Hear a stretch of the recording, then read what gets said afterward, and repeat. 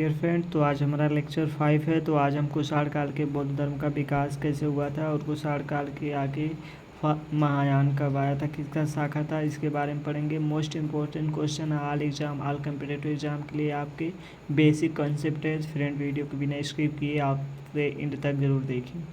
तो चलिए शुरू करते हैं। तो कुषाण काल में बौद्ध धर्म का विकास हुआ था जिसे हम महायान कहते हैं। कुषाण काल में बौद्ध धर्म का विकास हुआ था जिसे हम महायान कहते हैं। महायान किसे कहते हैं? तो बौद्ध धर्म का जहाँ विकास हुआ था उसे हम महायान कहते हैं। महायान का विकास किसके काल में हुआ था? कुषाण के काल में हुआ था। महायान का विकास किसके काल में हुआ था? कुषाण काल के काल में हुआ था। महायान का विकास किसके काल में हुआ था? तो कुषाण काल में हुआ था। ठीक। महायान किस शाखा से है? बौद्ध धर्म की शाखा। महायान किसकी शाखा है? तो बौद्ध धर्म की शाखा है। आप इसको पक्का याद कर लीजिएगा, पूछ सकता है ऑल कम्पिटेटिव एग्जाम, किसी भी एग्जाम में आपको 100% श्योर है कि पूछ सकता है। फिर कुषाण के समय बौद्ध धर्म कि किस नई शाखा का विकास हुआ था? तो कुषाण काल के समय बौद्ध धर्म का किस नई शाखा का विकास हुआ था? तो आप जानते हैं महायान का विकास हुआ था। हम पहले ही बता सकते हैं कुषाण काल में बौद्ध धर्म का विकास हुआ था, जिसे हम महायान कहते हैं ना। तो उससे संबंधित है कुषाण काल के समय बौद्ध धर्म का विकास हुआ था, उसे हम उस शाखा का विकास हुआ था जिसे महायान कहते हैं। भारत की यात्रा पर देखो, भारत की यात्रा पे बहुत से चीनी आए थे। ठीक है, तो चीनी बौद्ध तीर्थयात्री, देखो चीन में भी बौद्ध लोग बहुत हैं। ठीक है, जो तीर्थयात्री का फासियन काफ़ी प्रसिद्ध है। फासियन काफ़ी प्रसिद्ध है। जो तीर्थयात्री है चीन का, तीर्थयात्री चीन का करीब 100 साल पहले आया था। स्वेन तंसांग 1400 साल पहले भारत, उसके करीब 50 साल पहले इत्सिंग आया था। देखो 14 साल पहले भारत वो स्वेन तंसांग आया था। स्वेन तंसांग 1400 साल पहले भारत में आया था। फिर उसके बाद करीब 50 साल पहले इत्सिंग आया था। स्वेन तंसांग भूमार्ग से उत्तर पश्चिम ओर से मध्य एशिया, सही से नहीं लोग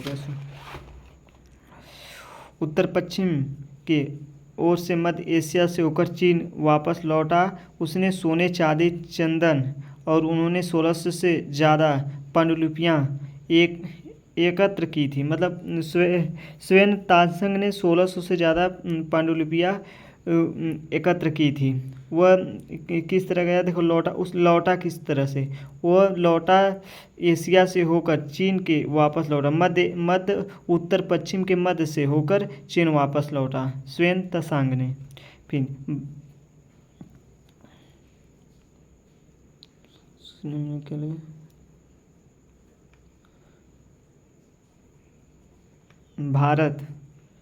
भारत की सबसे पहले चर्चा कहाँ होती है? पवित्र ग्रंथ भगवद गीता में की गई है।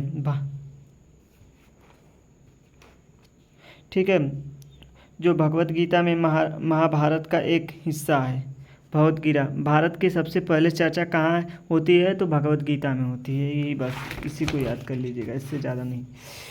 कोई बेसिक है जो आपको, मतलब बेसिक से जैसे बेसिक कंसेप्ट आपको क्लियर रहेगा, और जिससे फायान क्या होता है, इसका मतलब क्या होता है, सब आपको क्लियर रहेगा। कुषाण वंश कहाँ पर, मतलब बेसिक है। जो आप बेसिक नहीं है तो देखो, हम कह रहे हैं ना, आप किसी भी चीज़ को बिना जाने अगर आप पुणे भी चढ़ जा रहे हैं, जिसको अगर हम कोई चीज़ देखते हैं, अगर हम बाई वेयर मूवी देखते हैं, तो मूवी अगर हम बीच का देखेंगे तो हमें समझ में नहीं आएगा जबले हम शुरू से नहीं देखेंगे।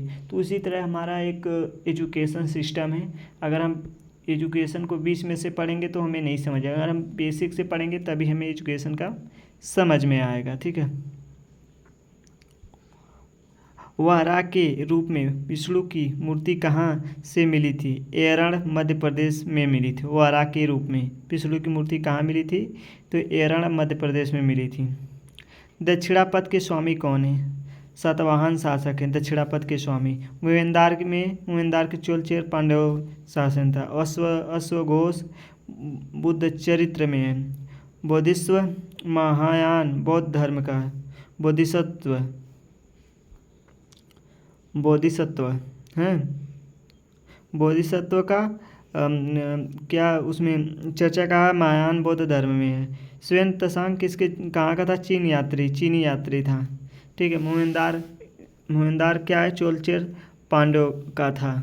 ठीक है। शासन अश्वघोष बुद्ध चरित्र था। बोधिसत्व कहाँ का था, महायान बौद्ध धर्म का रिलेटेड था बोधिसत्व। ठीक है। गुप्त के प्रसिद्ध राजा समुद्रगुप्त थे। गुप्त के प्रसिद्ध राजा कौन थे, समुद्रगुप्त थे। समुद्रगुप्त के बारे में हमें इलाहाबाद के अशोक स्तंभ पर खुदे हुए एक लंबे अभिलेख से पता चलता है कि समुद्रगुप्त के दरबार में कवि मंत्री हरिशेर द्वारा काव्य रूप से रचना की गई थी। इलाहाबाद अशोक स्तंभ पर किन शासकों बारे में जानकारी मिलती है, 3 शासकों की जानकारी मिलती है। अशोक बारे में जानकारी मिलती है और समुद्रगुप्त के दरबारी कवि हरिशेर की जानकारी मिलती है। अच्छा, इस अभिलेख पर जहांगीर का अभिलेख खोदा गया था। इसी अभिलेख पर जहांगीर का अभिलेख खोदा गया था।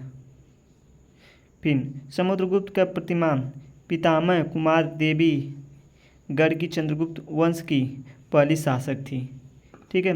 तो समुद्रगुप्त जो प्रतिमा पितामह एक कुमार देवी थी जो क्या लिखा, लच्छवी गढ़ की चंद्रगुप्त वंश की पहली शासक थी। तो फ्रेंड आज वीडियो में यहीं से एंड कर रहे हैं। अगली वीडियो में आपको इससे मतलब मैं देखिए एनसीईआरटी जो कंसेप्ट आप लोग को बताया हूँ है, अब इसको आप देखिए, जैसे देख लिए मैं तो आपको समझा दे रहा हूँ। देखो, जो गुप्त वंश के प्रसिद्ध राजा थे समुद्रगुप्त थे। ठीक है। समुद्रगुप्त के बारे में हम इलाहाबाद के अशोक स्तंभ से खुदे हुए अभिलेख से पता करते हैं। ठीक है। उससे जो इतिहासकार थे इससे पता करते हैं। फिर यह समुद्रगुप्त के दरबार में कवि मंत्री हरिशेर द्वारा काव्य रूप से रचना की गई इलाहाबाद अशोक स्तंभ पर किन किन शासकों के बारे में जानकारी। देखो, जो हरिशेर किसके दरबार में आते, समुद्रगुप्त के दरबार में आते। वह काव्य के रूप में रचना किए थे वहाँ के इलाहाबाद के अशोक स्तंभ में। ठीक है।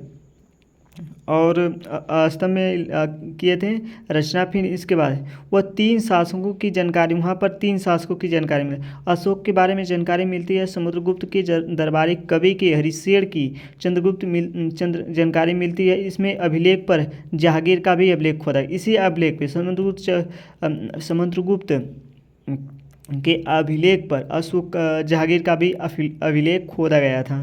तो चलिए फ्रेंड, अगली वीडियो में मिलते हैं।